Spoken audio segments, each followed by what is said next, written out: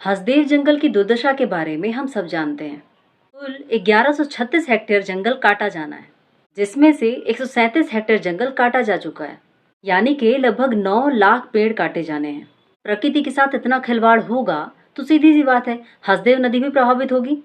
तो कैसे संभव है कि इससे केवल आदिवासी प्रभावित होंगे, सामान्य वर्ग नहीं? हमें दिखाया ऐसे ही जा रहा है कि आदिवासियों का आंदोलन है, परंतु ऐसा बिल्कुल नहीं है। छत्तीसगढ़ के सीएम विष्णुदेव साय खुद ही आदिवासी समुदाय से आते हैं। 4 बार सांसद रहे हैं, 2 बार विधायक रहे हैं, केंद्रीय राज्य मंत्री भी रह चुके हैं, बीजेपी गवर्नमेंट में केंद्रीय मंत्री भी रह चुके हैं। लेकिन जंगल काटने की इनको ऐसी धुन सवार है कि अपने ही आदिवासी भाइयों को जेल में भी भरने को तैयार हैं।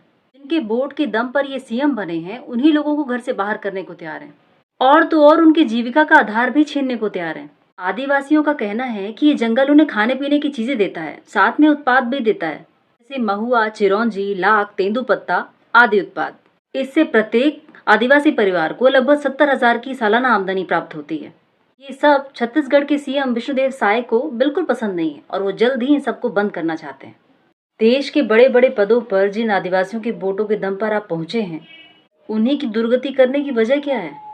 और क्या इस देश के नेता भारत में प्रकृति का इतना नाश करके विदेश में जाके सेटल होने वाले हैं क्या? इनको जिंदा रहने के लिए प्रकृति की जरूरत नहीं है।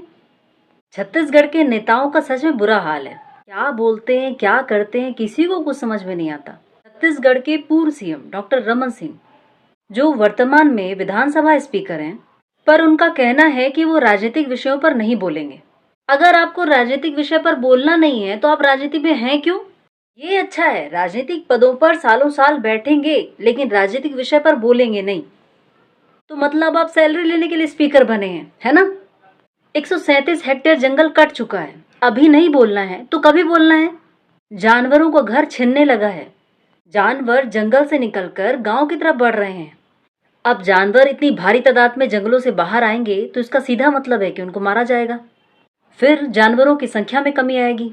विकास के नाम पर कब तक प्रकृति के मुंह पर कालिक पोतते रहेंगे?